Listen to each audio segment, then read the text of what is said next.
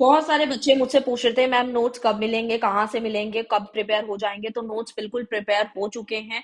और चाहे आप SOL, DU, NCR, IGNOU, IP कोई से भी यूनिवर्सिटी के हैं, तो ये नोट्स बहुत इंपॉर्टेंट है। क्या क्या बेनिफिट्स है वो मैं आपको अच्छे से समझा देती हूँ। इजी लैंग्वेज है, बिल्कुल इजी लैंग्वेज है। बिल्कुल आपको बस उतना ही पढ़ना है जितना उसमें मेन मेन लिखा है। फ्लो चार्ट्स मिल जाएंगे, फ्लो चार्ट से आपको एक एक कॉन्सेप्ट अच्छे से क्लियर हो जाता है। एग्जाम ओरिएंटेड है, जो कि आपके एग्जाम से रिलेटेड ही टॉपिक डाले गए हैं, वही क्वेश्चन डाले गए हैं जो आपके एग्जाम में दिखेंगे ही दिखेंगे। इंपॉर्टेंट क्वेश्चन हैं जो आपको वही करने हैं और फालतू क्वेश्चन नहीं करने हैं। 100% पासिंग नोट्स हैं ये। मतलब अगर आपने ये कर लिया, यानी कि जो 59 रुपीज है वो अफोर्डेबल प्राइस है, और अगर आपने खरीद लिए तो आपको लगेगा कि पैसा वसूल है, टोटली पैसा वसूल हो जाएगा आप लोगों का। आपको उसके बाद कोई टेनियर लेने की जरूरत नहीं है, कोई बुक लेने की जरूरत नहीं है, कुछ भी लेने की जरूरत नहीं है। बस आपको ये नोट्स पढ़ने हैं और आप 100% पास हो जाएंगे अच्छे मार्क्स के साथ। ठीक है। सो ये दिए गए नंबर पे आप व्हाट्सअप कर सकते हैं और आपको नोट्स मिल जाएंगे। Thank you so much. This video is sponsored by Neeraj publication. Neeraj publication की गाइड बुक्स अगर आप परचेज करना चाहते हैं तो फ्लैट 50% का डिस्काउंट यहाँ चल रहा है। और अगर आप एक्स्ट्रा डिस्काउंट चाहते हैं तो आपको पेमेंट पेज पे जाना है और स्पेशल प्रोमो कोड यूज करना है, जो कि एक्स्ट्रा डिस्काउंट आपको 50% के बाद भी मिल जाएगा, जिसके लिए आपको एक कोड यूज करना है NEP 2023। ठीक है, तो ये यूज कर सकते हैं। और नीरज books.com पे जाकर के आप इस बुक्स को, गाइड बुक को परचेज कर सकते हैं। परचेज करने का जो लिंक है वो डिस्क्रिप्शन में दिया गया है। Thank you.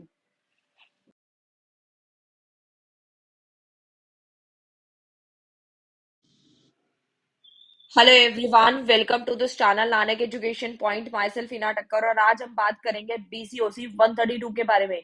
लेकिन उससे पहले दिल से थैंक यू बोलना चाहती हूँ, दिल से धन्यवाद करना चाहती हूँ आप सारे स्टूडेंट्स को जिन्होंने इस चैनल के ऊपर बहुत सारा प्यार दिया है, बहुत सारा ट्रस्ट दिखाया है, आपने इस चैनल को शेयर किया है, लाइक्स किया है। और उनको दिल से मैं थैंक यू बोलना चाहती हूँ जिन्होंने कमेंट्स किए थे इस चैनल पे अपना चैनल समझकर। तो मैं उन्हें दिल से थैंक यू बोलना चाहती हूँ for the love and support. ऐसे ही सपोर्ट करते रहना ताकि हमारा मोटिवेशन बना रहे और हम आपके एग्जाम से पहले पहले सारी वीडियोस लाते रहे। शेड्यूल थोड़ा सा बिजी था, इस वजह से वीडियो थोड़ी लेट हो रही है, बट ज्यादा लेट भी नहीं हुई है, क्योंकि मोस्ट प्रोबेबली वन शॉट आप लोगों के एग्जाम से पहले मैंने वादा किया था कि मैं वन शॉट अपलोड कर दूंगी BCOC 132 का, क्योंकि 133 तो ऑलरेडी अपलोडेड है और 131 भी अपलोडेड थी, बट 132 भी अपलोड थी इंपॉर्टेंट क्वेश्चन के साथ। बट पूरा सिलेबस नहीं अपलोड था, वो मैंने 10 दिन पहले अपलोड कर दिया था, जैसे कि मैंने वादा किया था, और मैंने अपने वादा को पूरा निभाया है। बस अब आपको करना क्या है, आपके सारे के सारे डाउट्स जो हैं वो इस वीडियो के अंदर क्लियर होने वाले हैं। पेपर, क्वेश्चन पेपर डिस्कशन करने से पहले कुछ खास बातें जो आपको कल के लिए बहुत ज्यादा ध्यान रखनी है। जिन भी बच्चों का कल इग्नू के स्टूडेंट है और उनका एग्जाम है BCOC 132, जिनका कोड मैं बता दिया है, और बिजनेस ऑर्गेनाइजेशन एंड मैनेजमेंट का पेपर है। और मैं बताना चाहती हूँ कि आपको पढ़ाई कैसे करनी है, नोट्स जिन्होंने लिए हैं उनको कैसे पढ़ना है, जिन्होंने नहीं लिया उनको कैसे पढ़ना है। हर एक तरह का डाउट का कंफ्यूजन दूर करने वाली हूँ। वीडियो को इतना सा भी स्किप मत करना ताकि आप लोगों का एग्जाम बहुत बेहतर जाए। सबसे पहले ऑल दी बेस्ट बोलना चाहती हूँ। वीडियो को स्टार्ट करने से पहले भी ऑल दी बेस्ट बोलूंगी और बोल रही हूँ इनफैक्ट मैं, और खत्म होने के बाद भी ऑल दी बेस्ट रहेगा मेरा, कि मेरी तरफ से पूरा यही रहेगा कि आप अपने तरफ से पूरा मोटिवेशन रहेगा कि आपको अच्छे मार्क्स जो है वो लेकर आने ही आने हैं। री के बारे में बिल्कुल नहीं सोचना। बहुत सारे बच्चों ने नोट्स परचेज किए हैं, मैं उनको बोलती हूँ कि अगर उन्होंने नोट्स परचेज कर लिए हैं बहुत ही अच्छी बात है। क्यों? क्योंकि अगर आपके पास कोई एक्स्ट्रा बुक नहीं थी तो नोट्स पढ़ने बहुत ही ज्यादा इंपॉर्टेंट थे, और वो उस तरीके से प्रिपेयर किए गए हैं ताकि आप लोगों को एक लाइन पढ़ते ही इजीली समझ आ सके। जैसे आपने 11th 12th के कुछ टॉपिक्स हैं वो बिल्कुल सिमिलर लाइन से रिलेटेड है, कि आपको इजीली पढ़ते समझ आ जाएगी, बिल्कुल डिफिकल्टी नहीं होगी कि ये कौन सा वर्ड आ गया, ये लाइन याद नहीं हो रही। अगर आपने हर एक समरी, मैं ये बोलना चाहूंगी टाइम बहुत लिमिटेड है, जिन्होंने बहुत पहले नोट्स खरीद लेते हैं ये मैं मान के चलती हूँ कि उनकी तैयारी तो बिल्कुल परफेक्ट हो चुकी होगी। बट जिन्होंने आज ही नोट्स परचेज करे हैं या फिर कल या परसों में खरीदे थे, उनको मैं बता देना चाहती हूँ सबसे पहले, सबसे पहला काम क्या करना है आपको, वन शॉट जरूर देखनी है, जरूर से जरूर देखनी है, जो 10 दिन पहले अपलोड की गई थी। इनफैक्ट मैं अभी कम्युनिटी पोस्ट के अंदर 4 वीडियो शेयर करने वाली हूँ, 4 वीडियो के लिंक शेयर करने वाली हूँ, जिसके अंदर आप लोगों को प्रीवियस पेपर देखने का डिस्कशन मिलेगा। साथ ही साथ इंपॉर्टेंट क्वेश्चन की वीडियो देख लेनी है आप लोगों को, और साथ ही साथ वन शॉट देख लेनी है। 2x की स्पीड पे देखना चाहते हो या फिर नॉर्मल, वो आपके माइंड पर डिपेंड करता है, आप जैसे देखना चाहते हो।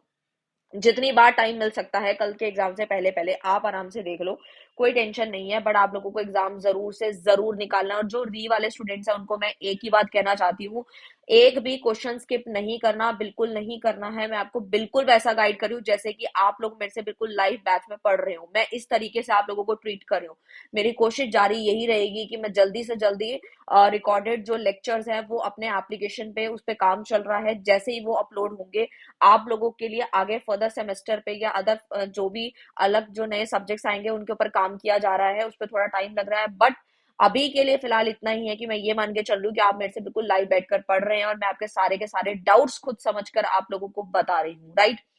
तो सबसे पहले तो हम ये देखेंगे, क्वेश्चन पेपर तो डिस्कशन हो ही जाएगा, ठीक है। जैसे कि आप सामने देख रहे हैं 3 घंटे का एग्जाम होता है, मैक्सिमम मार्क्स 100 मार्क्स होता है और 5 क्वेश्चंस होंगे। और री वाले स्टूडेंट की एक इंपॉर्टेंट इन्फॉर्मेशन जो मैं शेयर कर रही हूँ कि आप लोगों को एक भी क्वेश्चन नहीं छोड़ना है, इंपॉर्टेंट क्वेश्चन जरूर कर ले, नोट जरूर करके जाएं।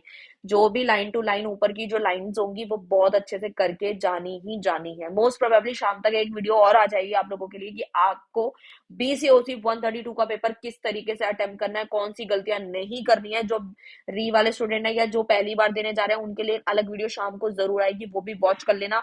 लेकिन अभी डिस्कशन करना चाहूंगी जो बिल्कुल लेटेस्ट पेपर हुआ है जून 2023 के अंदर, जिनका क्रैक हो गया था, बहुत अच्छी बात है। बहुत सारे बच्चों ने मुझे ये भी बताया कि मैम हम लोग जो है सेकेंड ईयर में पहुंच चुके हैं या थर्ड सेमेस्टर में पहुंच गए हैं, आपकी बस वन शॉट वीडियो देखी थी, नोट्स पढ़ के चले गए थे और बहुत अच्छे मार्क्स आ गए।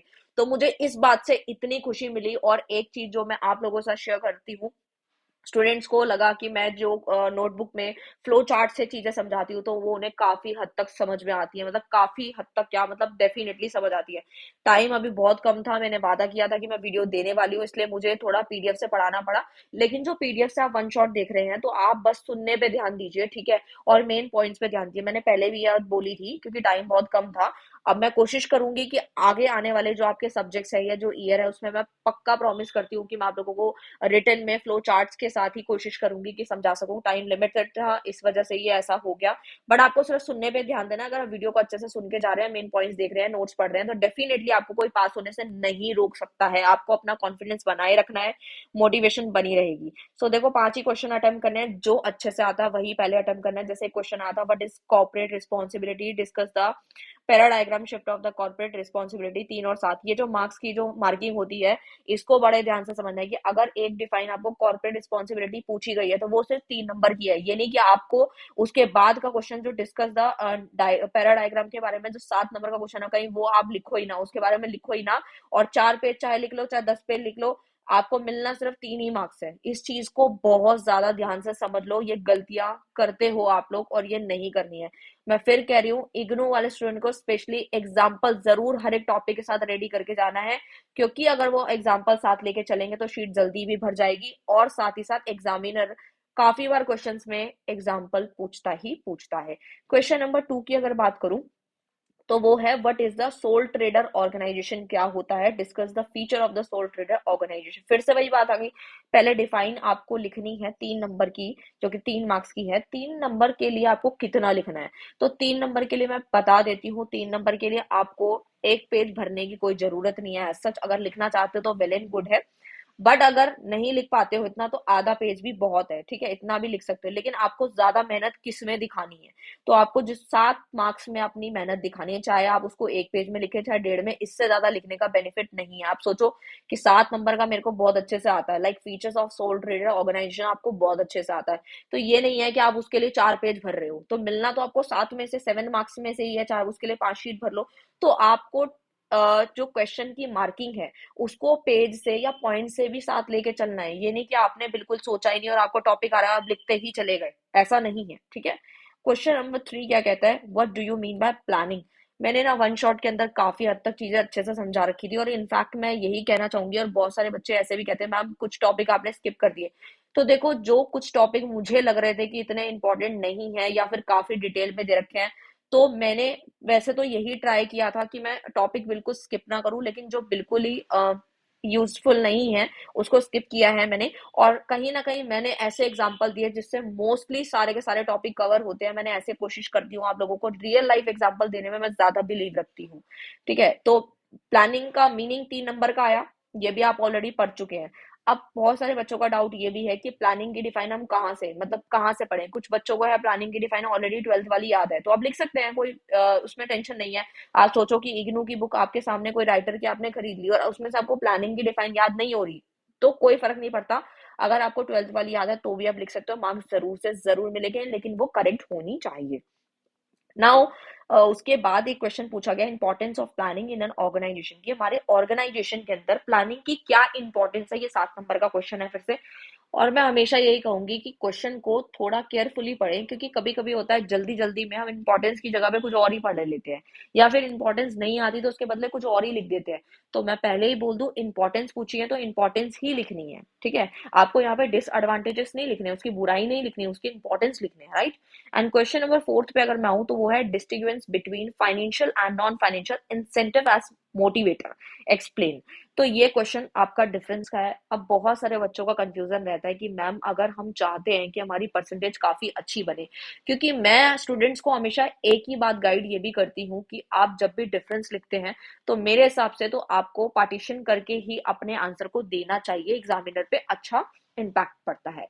बट अगर आपको क्वेश्चन नहीं आता तो ही आप पैराग्राफ में लिखें, अदरवाइज अगर आपको बहुत अच्छे से आता है तो मैं यही बोलूंगी, एक साइड आपको फाइनेंशियल इंसेंटिव के बारे में लिखना है एंड सेकंड साइड पे आपको जो है फाइनेंशियल नॉन फाइनेंशियल इंसेंटिव के बारे में लिखना है।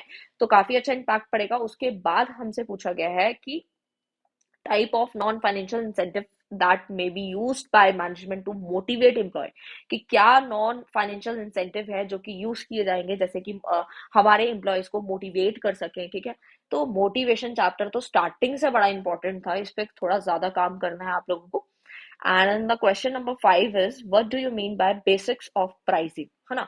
तो 3 प्रैक्टिकल अप्रोचेस हैं इसके बारे में, प्रोडक्ट के बारे में, सर्विसेज के बारे में। तो 8 नंबर का है, कोई छोटी मोटी बात नहीं है, तो काफी अच्छे से प्रिपेयर करके जाना है।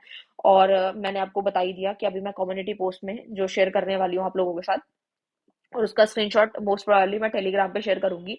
आपको बस लिंक क्लिक करना है और सीधा वो वीडियो खुल जाएगी, जरूर से जरूर देख लेना, स्किप मत करना बिल्कुल भी। एंड क्वेश्चन नंबर 6 आता है, what is function organisation structure, क्या होता है, और इसके डिस्कस करने हैं advantages and disadvantages of function organisation structure. मतलब फिर से वही एडवांटेजेस हो गए, डिसएडवांटेजेस लिखने 10 नंबर का आया हुआ, तो 10 नंबर के लिए आप जो है 10 मतलब पॉइंट्स भी लिख सकते हैं, या फिर अगर आपको लगता है 2 पेज तो आप भर ही सकते हैं, 2 ढाई पेज आराम से आप इस पे भर सकते हैं, ठीक है। तो सेकंड 7th क्वेश्चन है आप लोगों का कि भाई कमेंट करना है जो भी आपका दिया हुआ है मार्केटिंग मैनेजमेंट, मतलब वैल्यू बेस्ड क्वेश्चन भी आएंगे तो वो भी आपको अच्छे से पढ़ के आंसर देना है। मैं तो यही कहूंगी कि अगर आप लोगों की इंग्लिश इतनी ज्यादा अच्छी नहीं है, आपको लगता है कि हाँ वैल्यू बेस्ड में हमारे मार्क्स नहीं बनेंगे या आपको समझ नहीं आ रहा क्वेश्चन, तो मैं यही बोलूंगी स्ट्रेट फॉरवर्ड क्वेश्चन ही पकड़ो, तो आप डायरेक्ट ज्यादा अचीव कर पाओगे मार्क्स। एंड क्वेश्चन नंबर 8 फिर से डिफरेंस आया, business profession employment, very very important question, 5 number का है, तो एक पेज सफिशिएंट रहेगा। और मैंने नोट्स में इसका काफी अच्छे से, मतलब ये जो 3 टॉपिक्स हैं उसको डिफरेंस में काफी अच्छे से लिखा हुआ है, तो वो सब पढ़ सकते हैं।